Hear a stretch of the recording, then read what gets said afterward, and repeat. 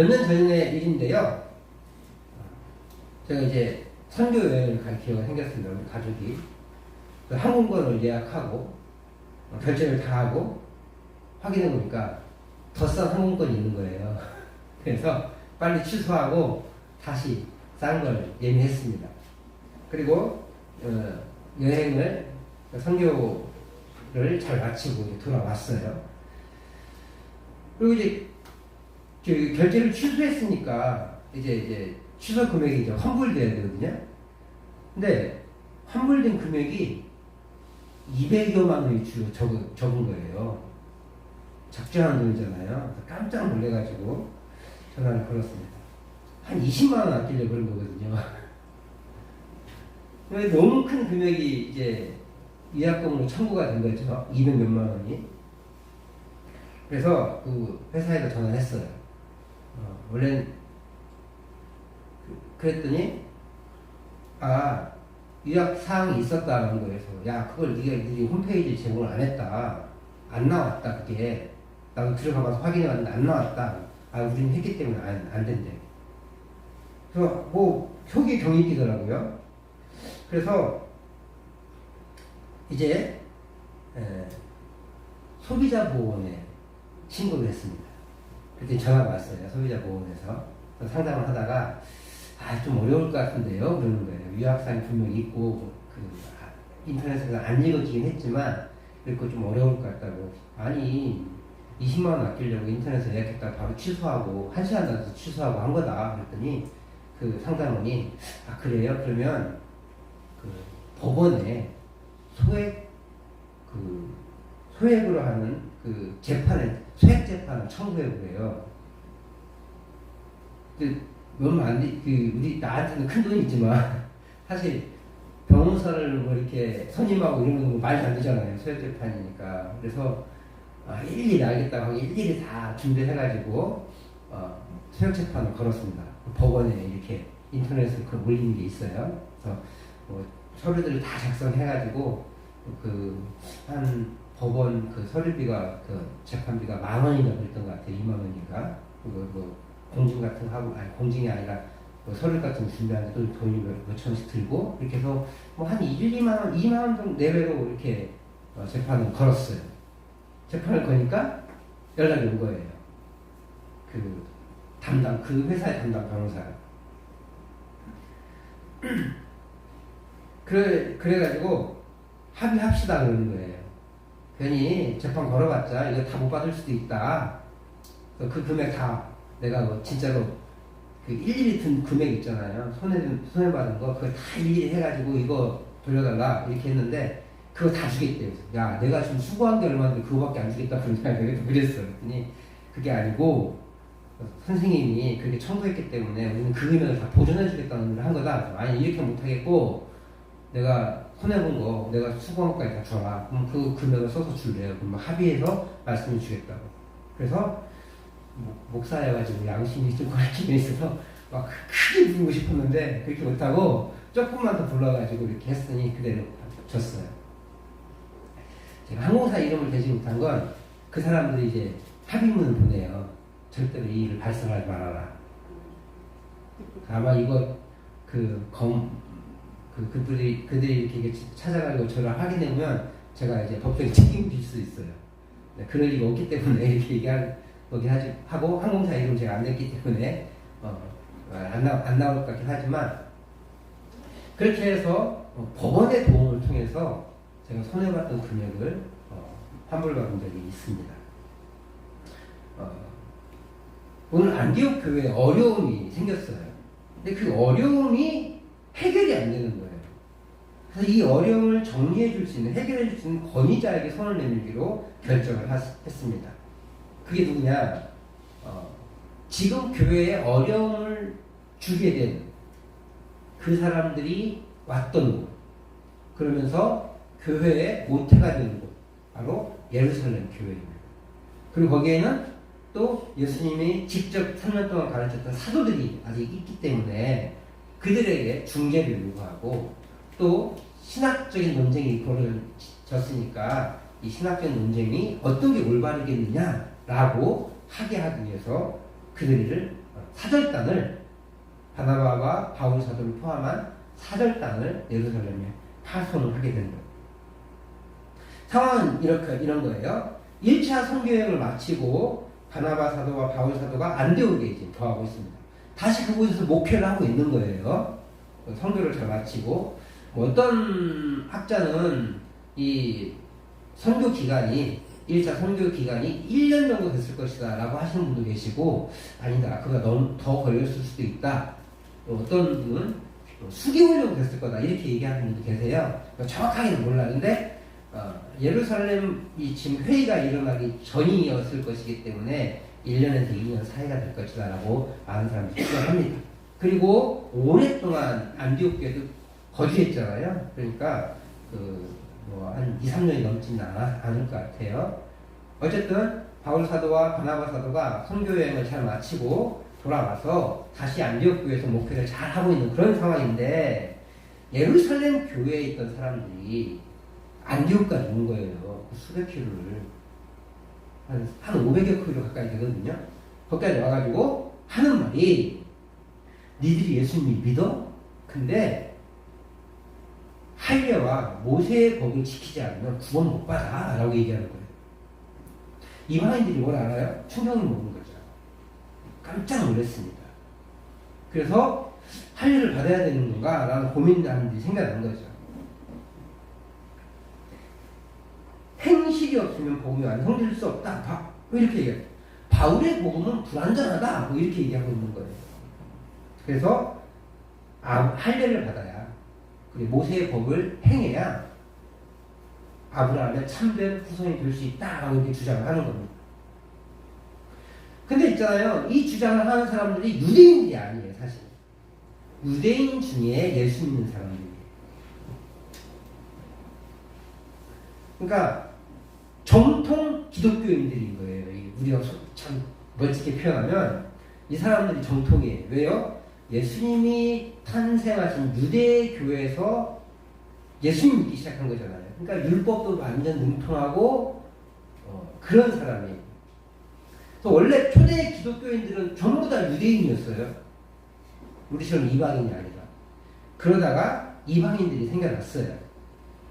그리고 이미 이방인이지만 유대 민족에 들어오기 원했던 그래서 여호와 하나님을 믿었던 유대교를 믿는 이방인들도 많이 있었습니다. 아마 이 사람들은 대부분 할례를 했을 거예요.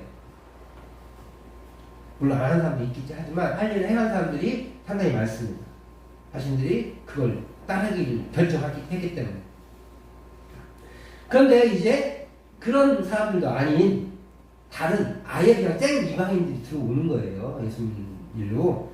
그러니까 이것을 보고 이 유대교 출신 그리스도인들이 충격을 먹은 거예요.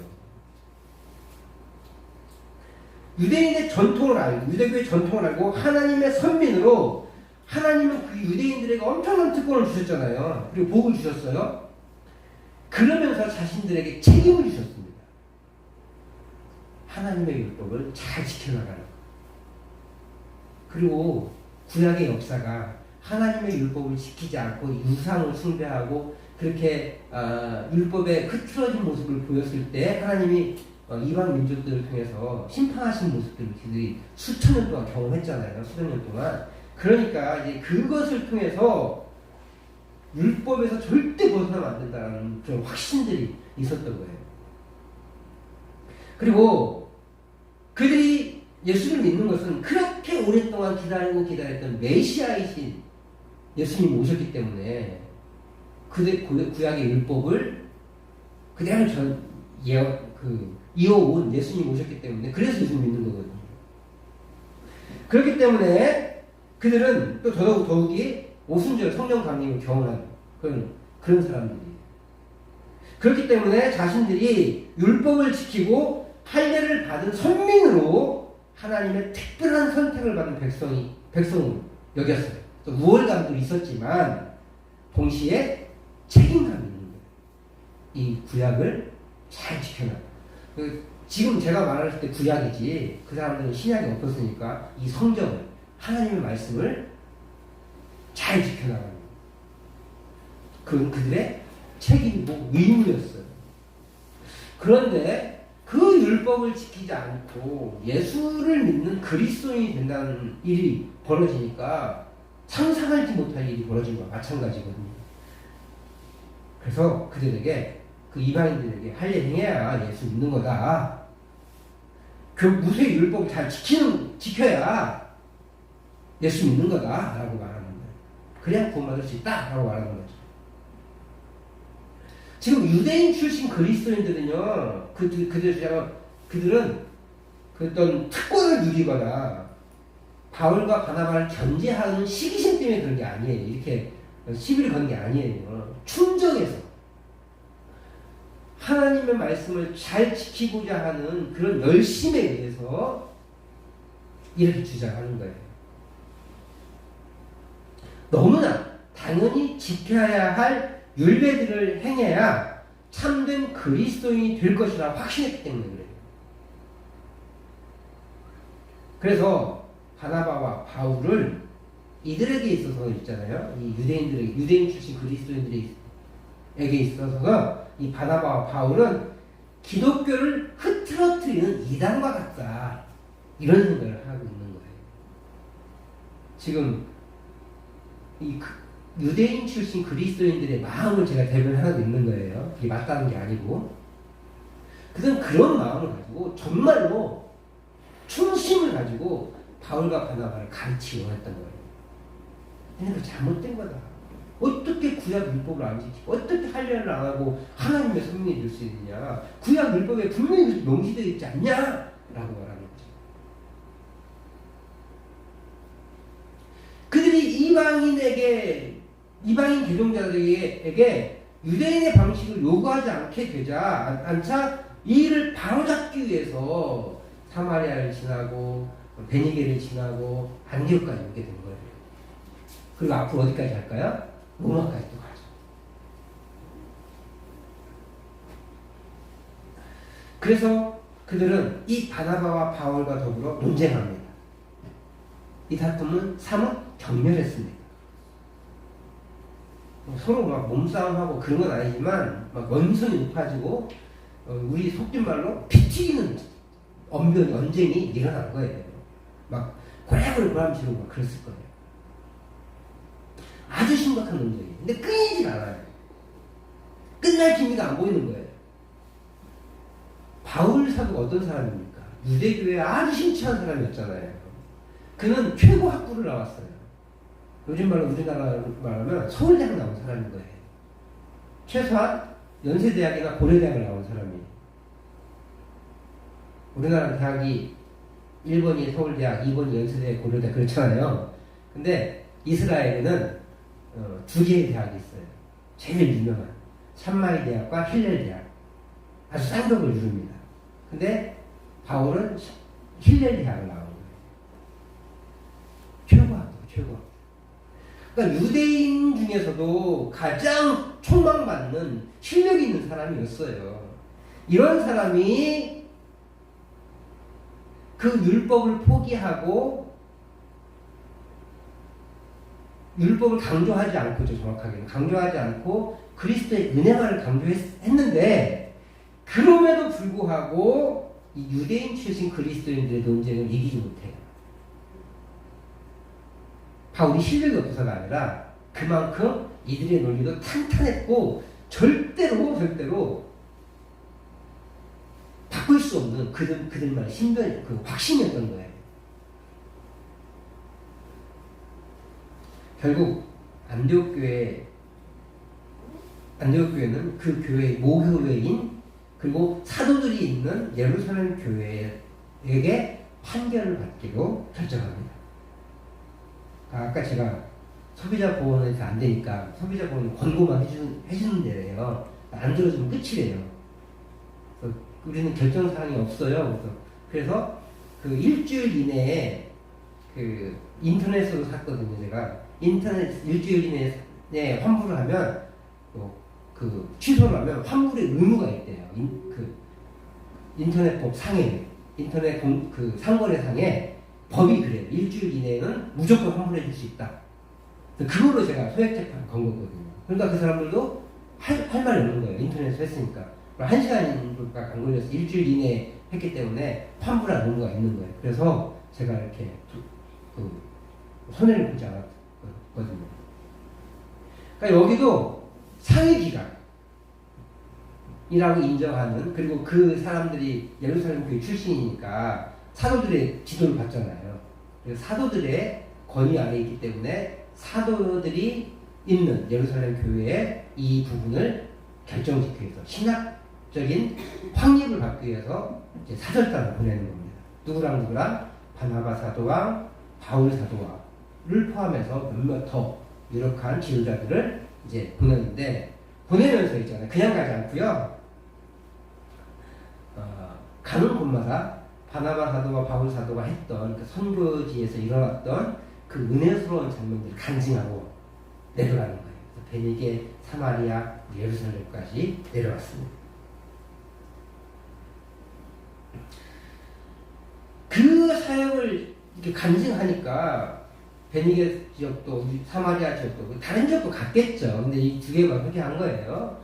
갔는데 열렬한 환영을 받습니다. 기뻐해요. 그들이. 와, 정말 하나님의 은혜가 대단했습니다 라고 고백하는 거예요. 그러니까 어떻게 보면 분위기를 만들어 가는 거예요. 이 백성들이, 이 그리스도인들에게 하나님의 은혜가 이렇습니다. 근데 우리가 어떻게 부정하겠습니까? 그걸로도 충분하지 않겠습니까? 이렇게 간증하고 하는 거죠. 그런데 예루살렘에 도착해서 그 선교 보고를 그대로 다 합니다. 지금까지 해왔던 간증들을 그대로 다시 보고를 했어요. 그런데 역시나 유대주의 그리스도인들이 손을 딱 들고 할 일을 해야 됩니다. 모세의 율법을 지켜야 됩니다. 라고 강하게 주장하는 거예요.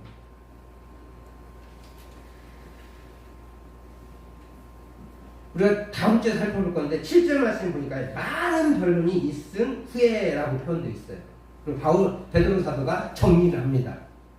나중에 살펴보겠지만 베드로 사도가 정리해준 다음에도 보면 12절에 보니까 온 무리가 가만히 있대요.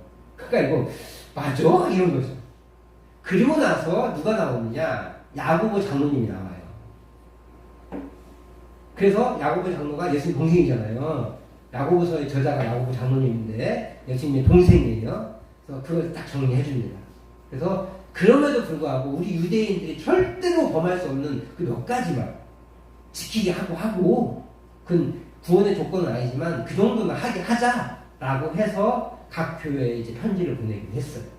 그렇게 이제 저희가 다음부터 살펴볼 거예요. 많은 변론이 있었어요. 이 말은 한두 시간, 두세 시간이 아니에요. 그걸 얘기하는 게 아니에요. 오랫동안 갑론을박이 계속 일어난 거예요. 며칠 동안.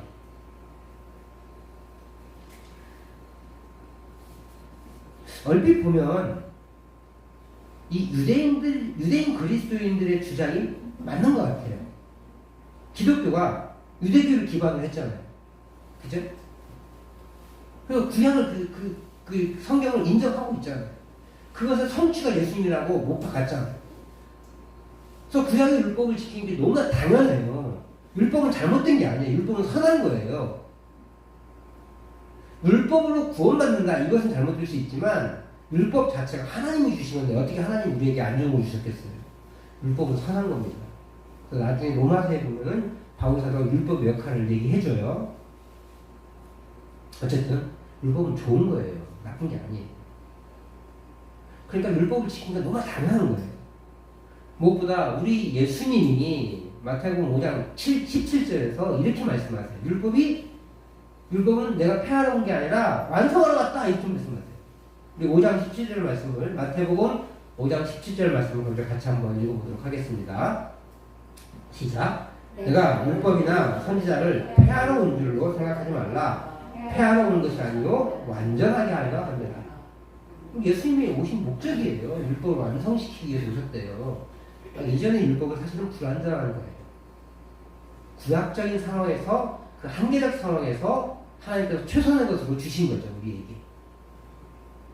어쨌든 핵심은 율법은 폐해지지 않는다는 거예요. 근데 율법이나 선지자, 이건 구약 이스라엘 사람들이 구약 성경을 바라본 관점이에요.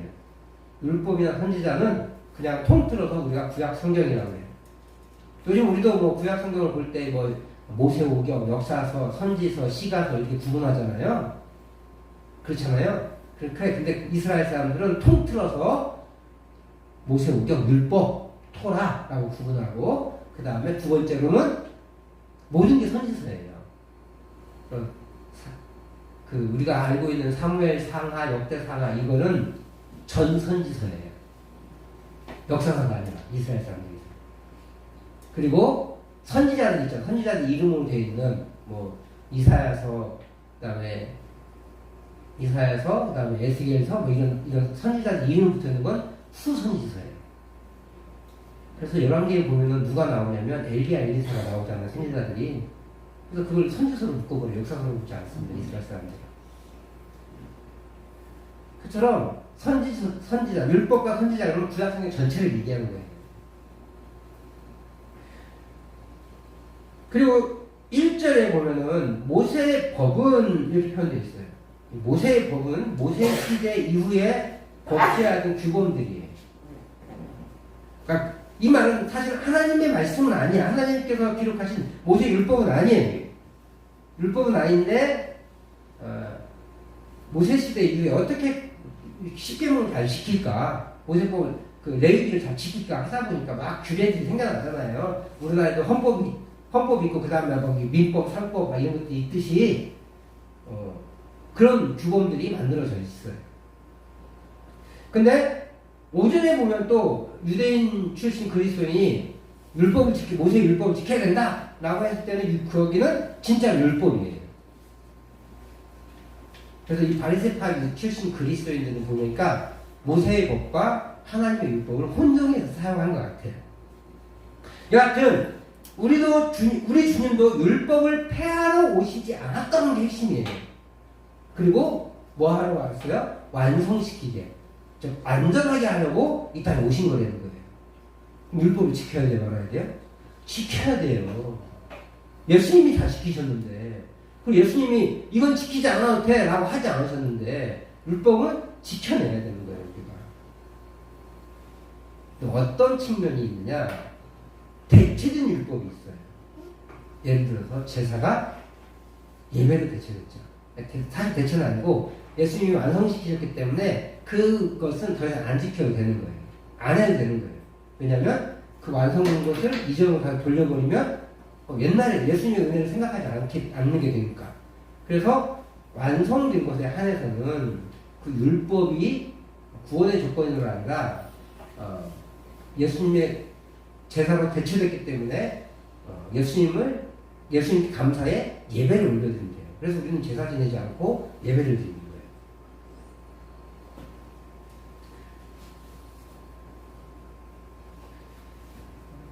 이미 완성된 것은 이전의 항목보다 더 의미 있는 것으로 대체가 되는 거예요. 그래서 우리가 안식을 지키지 않습니다. 예수 그리스도께서 다시 부활하셔서 새로운 창조를 완성시킨 그 새 창조의 완성인 주일을 지키는 거예요. 모든 날 주의 날인데 하나님께서 예수님께서 부활하셔서 새 창조를 완성하신 주일을 우리는 기념하여 지키는 것이지, 안식일을 지킨다는 것은 아직 예수 그리스도의 그 새 창조의 완성을 믿지 못하는 것 같아요. 그래서 안식일을 지켜서는 안 돼요. 그래서 사실 주일도 안식일이라고 얘기할 필요 없어요. 굳이. 그냥 주일이에요. 모든 날이 주일은 아닌데 우리가 한 날을 정해서 예배하기 위해서 그 일을 멈추고 한 시간에 모여서 함께 예배하는 거예요. 안식이라는 개념보다는 예배라는 개념으로 주일이 맞는 거예요. 그래서 우리는 안식이라는 말 표현을 쓰지 않고 주일이라는 말을 씁니다. 그리고 토요일날 안식일인데 토요일에 안식일날 지키는 것이 아니라 새 창조의 완성이신 주일을 기념해서 지키는 거예요. 그래서 다시 말씀드리는데 완성된 것은 이전의 항목보다 더 의미 있는 것으로 대체돼요. 안식일이 주일로 대체됐고 제사가 예배로 대체됐던 것처럼 그렇게 대체됩니다. 그렇기 때문에 율법의 조항이 우리를 구원할 수 없게 되는 거예요. 왜냐하면 누가 완전하게 했어요? 예수님이. 그럼 예수님이 이루신 것을 우리가 의미 있게 추정하면 되는 거잖아요. 그래서 우리의 구원이 율법의 조항에 일어나지 않는다는 거예요. 원래는 율법의 조항으로 우리를 구원을 이룰 수 있었어요. 이론상으로. 근데 아무도 그 율법을 완전하게 지킬 수가 없기 때문에 그 율법은 그냥 좋은 것이지만 우리를 구원할 수 있는 조건이 되지 않아요. 그래서 구약 성경에서도 율법을 지키라고 하셨지만 하나님께서 율법을 지키는 것 때문에 구원하신 것이 아니라 믿음에 의해서 구원하시는 거예요. 구약 성경도요, 율법에 의해서 우리를 구원하지, 그 사람을 구원하지 않습니다. 믿음에 의해서 구원이 되는 거예요. 그러면 예수의 보혈의 피 위에는 구원을 받을 수 없는데 어떻게 되는 겁니다? 이렇게 얘기할 수 있는데 그 보혈의 피가 구약 성경을 덮는 거예요. 왜냐하면 하나님이 시간 안에 안 계세요. 그러니까 그것을 우리 좀 유식한 말로 커버하는 적이 있으신 거죠. 그런 거지. 구약은 율법으로 믿음 구원받았고 신약은 믿음으로 구원받는다. 이건 잘못된 말이에요. 구약도 믿음으로 구원받아요. 왜요? 율법으로 구원받을 수 없기 때문에. 원래 율법으로 구원받아야 돼요. 하지만 율법으로 구원받을 수 있는 능력이 나타나지 않기 때문에 하나님께서 믿음의 법을 그때도 주신 거예요.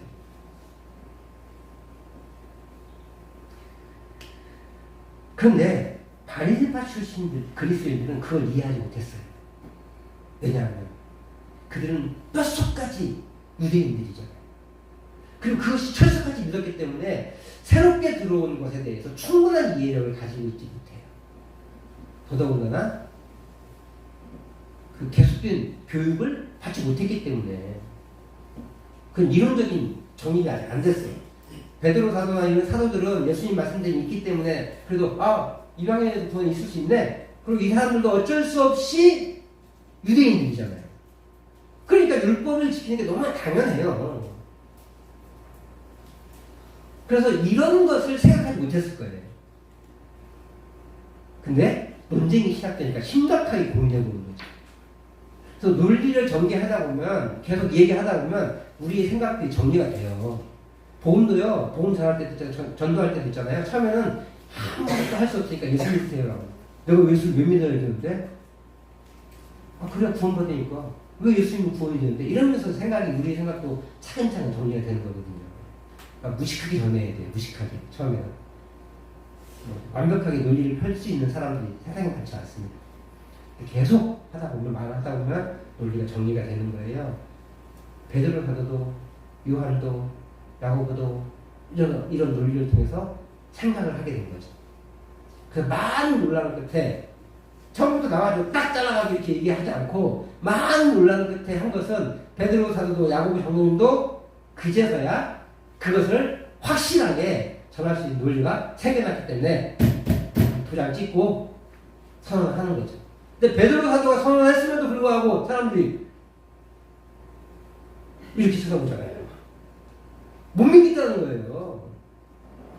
그제서야 예수님의 제자의 동생이 야고보가 나타나가지고 야 베드로라고 맞아. 나중에 얘기할 거예요. 맞아 하면서 그 대신에 이렇게 하자. 중재를 하는 거지. 어쨌든 우리 주님이 완성하셨기에 우리 주님을 통해 구원이 이루어진다는 것을 그들이 몰랐어요. 그래서 교회에 분쟁이 일어났어요. 더욱이 이 사람들은 예루살렘 교회에 온 사람들이에요. 무엇보다 바울의 논리에도 수긍하지 않았고 여전히 거짓한 사람들이었어요. 그래서 더 현명한 방법을 통해 이 부분을 정리할 필요를 느낀 겁니다. 사랑하는 성도 여러분, 오늘 우리를요 하나님의 백성으로 만드는 것은 그리스도께서 이루신 십자가 복음이에요. 이 복음의 완성이 우리의 삶으로부터 나타나는 것은 분명해요. 우리는 스타트한 거예요, 사실. 그래서 이 복음의 완성은 우리의 삶으로 나타납니다. 그렇다고 해서 이 우리의 삶이 조건이 되진 않아요. 다만 증명하는 것 뿐이에요. 하나님을 사랑하는 것의 판단이 될 뿐이라는 거예요. 그래서 하나님의 백성다운 백성이 되는 것을 말해요. 그러나 과거의 율법이 구원의 조건이 될 수 없어요. 자꾸 과거로 돌아가서 과거의 조건으로 하나님의 백성이 되는 길을 만들 수 없어요. 왜요? 예수님이 완성하셨기 때문에 완성된 율법을 찾아가야지 미완성된 율법, 시대의 한계를 뛰어넘지 않은 그 율법으로 구원에 이를 수 있다고 주장하는 건 어불성설인 거예요. 하나님은 예수 그리스도를 통해 믿음의 구원을 완성하셨습니다. 구원의 길을 완성하신 거예요. 그래서 구원의 길에 예수 그리스도를 통해서 우리가 구원에 이르는 것이지 율법을 통해서 구원에 이를 수 없어요. 다만 유대인들은 뭐라고 얘기하냐, 율법이 중요한데 율법이 없이는 구원에 이룰 수 없는 거 아니냐라고 얘기하는 거예요. 그래서 이제 구약의 율법은 구원이 조건이 될 수 없어요. 완성된 율법인 우리 주 예수 그리스도께서 우리 참된 구원이십니다. 그러므로 다른 것을 통해 우리가 구원에 이르렀다, 하나님의 백성이 되었다 라고 할 수 없는 거예요.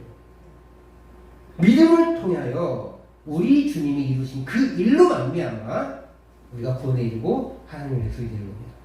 때로는요, 우리 믿음이 중요한 기준이 도전을 받을 때가 있어요. 이 안디옥 교회가 유대인 그리스도를 통해 도전받았던 것처럼 우리 믿음의 기준들이 있잖아요. 구원의 기준 말고 믿음의 기준들. 그 기준들이 나 스스로 도전받을 때가 있다는 거예요. 나는 구원받았을까? 나는 하나님의 백성이 되었을까? 이런 기준이, 이런 고민이 있을 수 있고, 나는 예수 믿는데 왜 자꾸 이런 일이 생겨나지? 라고 하는 그런 두려움이 있을 수 있습니다. 우리 인생의 믿음이 흔들릴 때가 있어요. 때로는 그것이 부끄러워서 혼자 해결하려고 안간힘쓸 때가 있어요. 그러나 혼자 안간힘쓸 때는 문제가 해결되지 않는 것이 대부분이에요. 근데 혼자 안간힘써서 문제가 해결될 정도면 그 문제는 큰 문제는 아니에요. 이런 거 있잖아요. 상처가 났는데 그냥 놔둬도 자연스럽게 나아요. 조금 더 오래 걸리긴 하지만. 근데 상처가 좀 심하면 그냥 놔두면 썩죠. 그럼 팔을 잘라낸다든지 다리를 잘라낸다든지 아니면 목숨이 끊어진다든지 하게 되잖아요. 오히려 그 상처된 부분들을 깎아내거나 아니면 약을 발라서 덮어내거나 라는 치료 방법을 해야 돼요. 상처가 심하면 치료를 받아야 돼요. 뭐에 도움을 받아요? 일단 의료기기에 도움을 받든지 약품에 도움을 받는 거잖아요. 뭐 수술을 하든 약을 바르든 꿰매든 의료인과 의료기구에 그리고 약품에 도움을 받는 거잖아요. 그냥 놔두면 악화됩니다. 반드시 치료를 받아야 회복이 되는 거예요. 다친 부분이.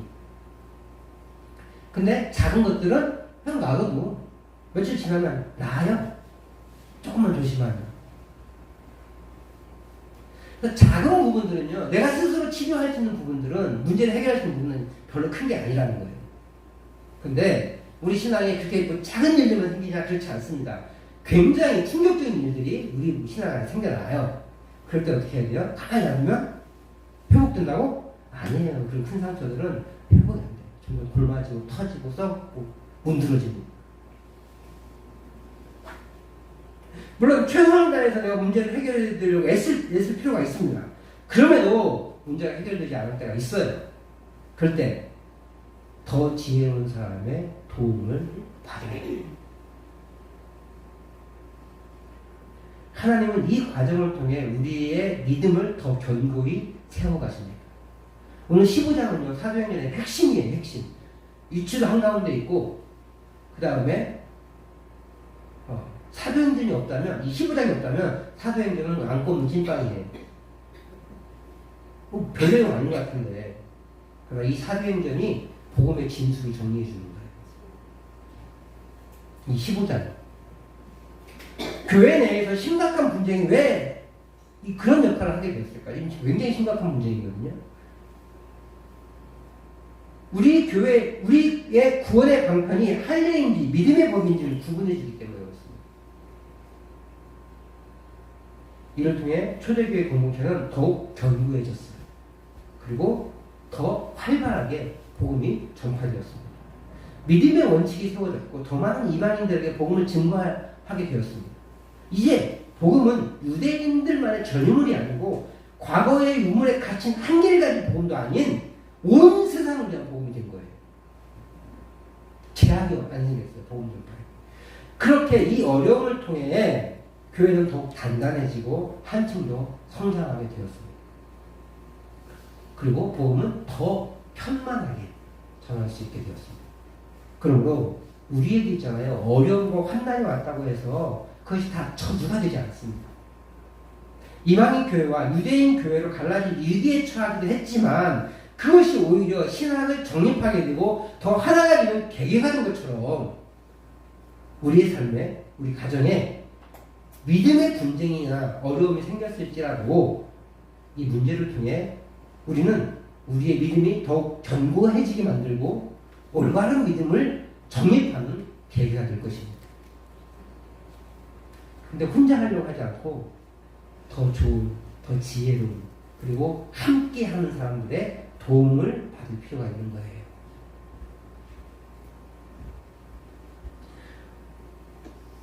이 어려운 시련을 통해서, 그렇게 할 때 이 어려운 시련을 통해서 오히려 하나님의 인도하심을 경험하게 됩니다. 그렇게 믿음의 경주에서 오는 위기들이요, 우리에게 있을 때 혼자 하려 하지 않고 도움을 요청하고 그 도움을 통해서 우리의 신앙이 더욱더 단단해지기를 소망합니다. 그리고 그 위기에 처한 신앙의 동료를 보고 못 본 채 하지 않고 서로 돌아보아 섬길 수 있기를 바랍니다. 눈에 보이잖아요? 그럼 내 사명이, 그 사명을 귀찮으니까, 힘드니까, 어떻게 휘말릴지 모르니까, 피곤한데 굳이 내가 그렇게까지 해야 될까? 라고 하지 마시고 한 걸음 내디뎌서 그 영혼에 도움이 될 수 있는 길을 갈 수 있기를 바랍니다.